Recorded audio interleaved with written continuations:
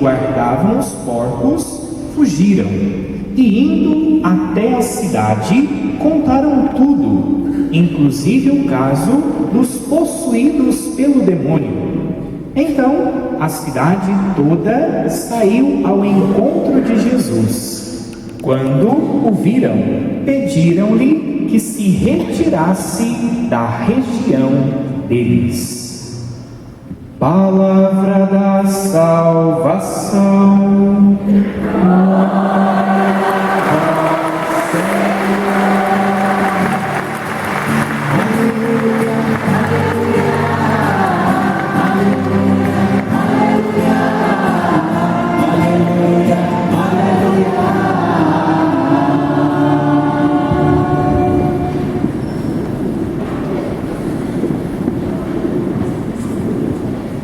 Palavra do Santo Evangelho, perdoe os nossos pecados. Amém. Caríssimo Padre Marcos, queridos irmãos e irmãs,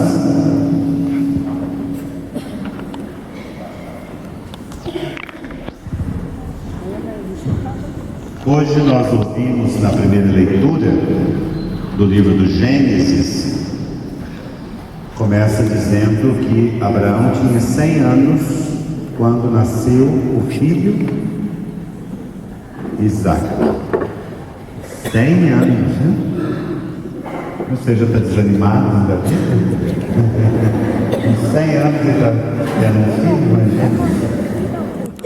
mas não é talvez esse o assunto principal. A figura que chama a atenção é a escrava Agar com o filho Ismael, que estão no deserto porque foram afastados do convívio a pedido de Sara. E ela vai pelo deserto, perdida com aquela criança, sem saber para onde ir, acaba deixando a criança de um lado. Ela fica do outro lado chorando, a criança chorando de fome, de sede, ela também clamando a Deus. E aí vem uma frase que eu acho muito bonita nesse texto. O Senhor abriu-lhe os olhos e ela viu um poço de água. O Senhor abriu-lhe os olhos e ela viu um poço de água no meio do deserto. No meio do desespero, da dor, da angústia, com aquela criança, sem saber o que fazer da vida, ela então vê este poço, mata a sua sede, a sede da criança, e Deus vai lhe dando forças para reconstituir, e eles vão viver, e uma grande geração virá atrás. O Senhor ouviu o clamor, o salmo que foi cantado. Este infeliz gritou a Deus e foi ouvido. A primeira mensagem então desta missa é esta: abrir os olhos, pedir esta graça a Deus para enxergarmos o poço, a água viva. Talvez nesse momento ou em outro momento que já passou na sua vida, um deserto, desespero, parece que não tem saída. Tem coisas que parecem que estão amarradas, não desenvolvem. E então, o pedido nosso, o clamor a Deus é isso: que abra os nossos olhos, para nós enxergarmos onde está esse poço que eu tenho que beber. Eu quero chegar, eu quero ser vitorioso, eu quero esta graça do Senhor. Quem de nós já não passou por um momento igual esta mulher? As pessoas falam e parece que aquilo ecoa na sua cabeça e não resolve nada. Parece que você não vê sentido mais. Dá a impressão que aqueles que são mais próximos não estão tão preocupados com você como você achava. Às vezes, gente de dentro da sua própria casa, da sua própria família, vizinhos, gente do seu trabalho, E então, em muitas fases da vida, parece que nós estamos igual a esta mulher, perdidos no deserto, para lá e para cá, até que muitas pessoas se cansam, igual ela fez. Ela se sentou, ela já não tinha mais esperança, e sentada, chorando, ela clamou a Deus, e foi ouvida. A confiança nos momentos difíceis deve ser a mesma nos momentos de louvor. Aprendermos que a intensidade da oração e a constância da oração deve ser a mesma. Temos o costume de sermos mais fervorosos, às vezes, só na hora de pedir ou só na hora de agradecer. Mas nos dois momentos, o nosso espírito, o nosso jeito de ser, deveria ser o mesmo. A mesma disposição, a constância da alma. Quem tem um temperamento muito oscilante, que varia muito, tem que tomar cuidado também para esses momentos da oração, porque transfere, tem dificuldades. Ah, padre, eu nem à missa vou porque eu não estou muito bem. Não é assim? Nem fui na igreja, porque eu vou lá para quê? Estou com o coração doído, machucado? Meu Deus, então aonde que deveria ir essa pessoa, se não na igreja? Não é um momento que nós devemos nos apegar também por Deus? E no louvor, também não devemos agradecer? Você volta para casa hoje, chega de noite lá, aquele monte de coberta, nem mexe debaixo direito. Todo mundo agora tem aquela cobertinha quentinha, aquela fininha lá, não sei como é que chama. Uma daquelas já ferve, não é verdade? Quantos milhões e milhões estão sem um teto, não é verdade? Na hora que você estiver lá hoje, lá dessas 300 cobertas, você fala, nossa, deixa eu agradecer a Deus, obrigado Senhor, por esse quentinho aqui. É verdade. Até a água quente que você toma banho, pelando, né? Faz até mal, né? Tanto que esquenta. Então, lembra? Obrigado Senhor, que eu tenho essa água quente aqui. Nós não sabemos, às vezes, nessas coisas pequenas enxergar. Vou dar um exemplo, todo mundo sabe que não é só isso. É para mostrar que nós deveríamos ter um diálogo com Deus sempre. As coisas pequenas, bonitas. De repente você vê um sol maravilhoso ali, né? Um entardecer ou um amanhecer. Você louva a Deus, você agradece. Para que no momento da dor e da aflição, você não tenha vergonha de chamar por Deus. O Salmo rezou de novo hoje. Os anjos do Senhor acampam ao redor dos que o temem. Deus vem sim. Mas às vezes você vai ficar envergonhado de só saber pedir. Tem gente que só pede, não só para Deus, até na vida do dia a dia. Você que tem vários filhos, ou irmãos, ou sei lá, pessoas que você convive, sabe disso. Tem gente que só chega na gente para pedir. Nunca deu uma agulha, nunca deu um elogio, nunca falou uma coisa mais leve, é sempre aquele peso. Ou é um problema, ou é para pedir alguma coisa. A pessoa chegou fulano, você fala, ah, meu pai, chegou. É ou não é verdade? Agora, se Deus fosse fazer isso comigo, com você, nós estávamos perdidos. Aí você começa a rezar lá no teu quarto, fala o nome do Pai, Deus certifica, lá vem, quer ver? Olha lá. Aí faz aquela petição louca, mas às vezes não vemos que esse Deus tem operado maravilhas. Tenho certeza, e você sabe muito bem que Deus tem abençoado a sua vida, sim, mas ao mesmo tempo nós nutrimos um orgulho paralelo, como que quase que disputando o poderzinho nosso com o poder de Deus. O ser humano é triste. Chegamos a ser mesquinhos muitas vezes. achando que somos donos disso ou daquilo. A graça de Deus é a graça de Deus. Lembra lá no Antigo Testamento, quando quiseram segurar a Arca da Aliança, que os homens estavam empurrando naquela carruagem, de repente deu uma balançada, aquele homem foi para segurar e caiu morto. As tábuas de pedra estavam ali, era a nuvem, era a presença do próprio Deus, e ele comendo como se Deus precisasse da mão da criatura para orar. Não sejamos arrogantes na oração. Se você quiser fazer a experiência da graça, disponha igual a Agar. Ela não tinha mais nada. Ela falou para Deus: eu não tenho nada, é a morte. E Deus tocou no coração daquela mulher, abriu os olhos e ela viu o poço. O problema é abrir os olhos. Esse é o nosso problema. Temos solução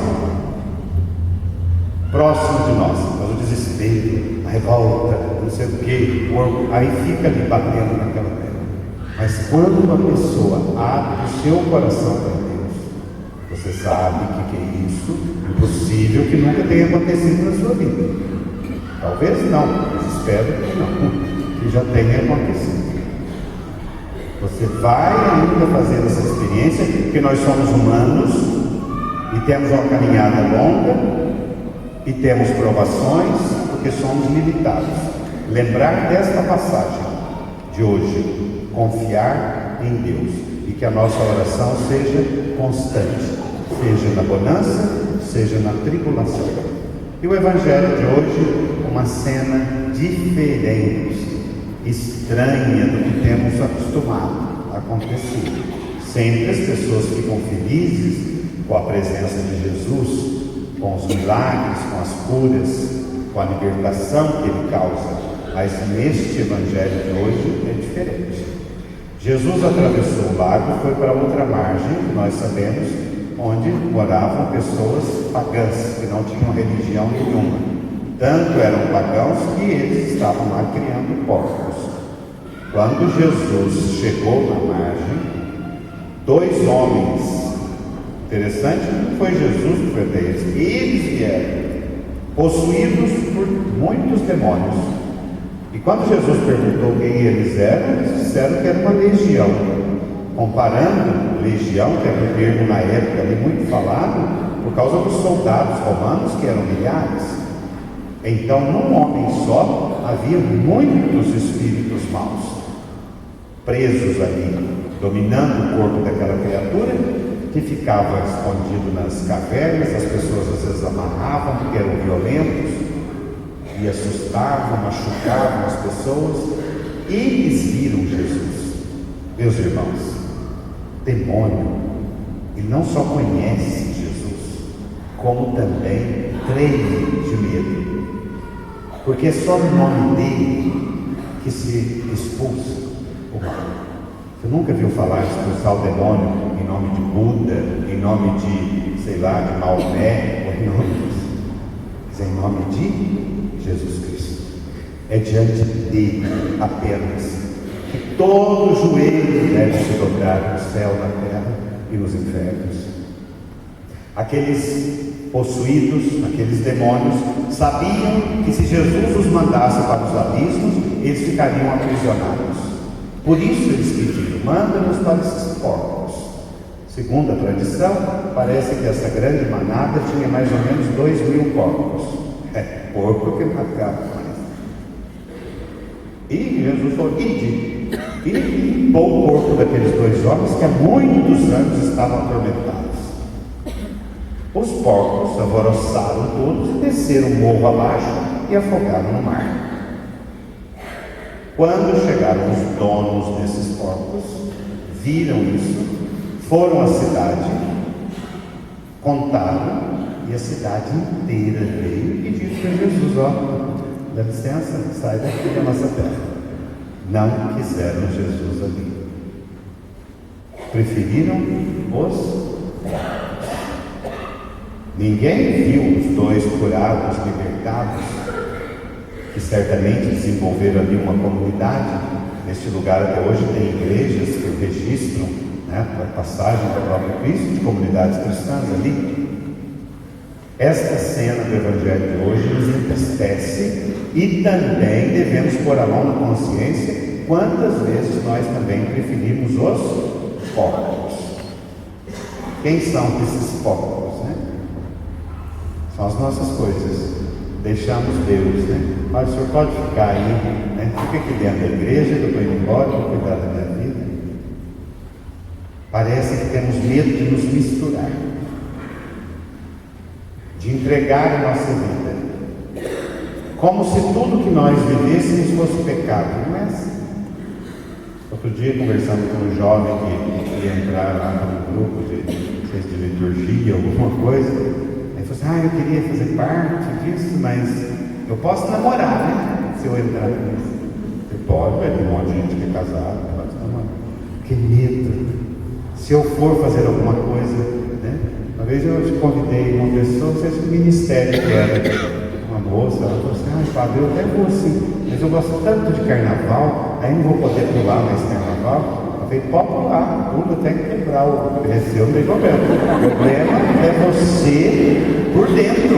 Mas o que tem que pular no carnaval? O rei Davi não dançava, não cantava, Jesus não foi nas festas, chegou a transformar até a água em vinho. Não é verdade? A festa não é pecado. O pecado está dentro do coração de cada um. Tem gente que às vezes não quer viver a religião, viver a fé, porque não vai poder aproveitar a vida. Aproveitar a vida é uma coisa. Eu já falei aqui. Curtir, né? Que é a palavra. Curtir a vida. Teve um que falou que queria curtir a vida, e falou: se você continuar desse jeito, você vai morrer curtido, porque você quer curtir a vida não é isso. Hoje parece que é isso. Você abre esses Facebook da vida, é todo mundo com a latinha de cerveja mostrando a garrafa de vodka, a garrafa na frente. Eu não importo, a latinha de marca, chique, sei lá o que, pode ser que é uma ruim mesmo, mas eles põem.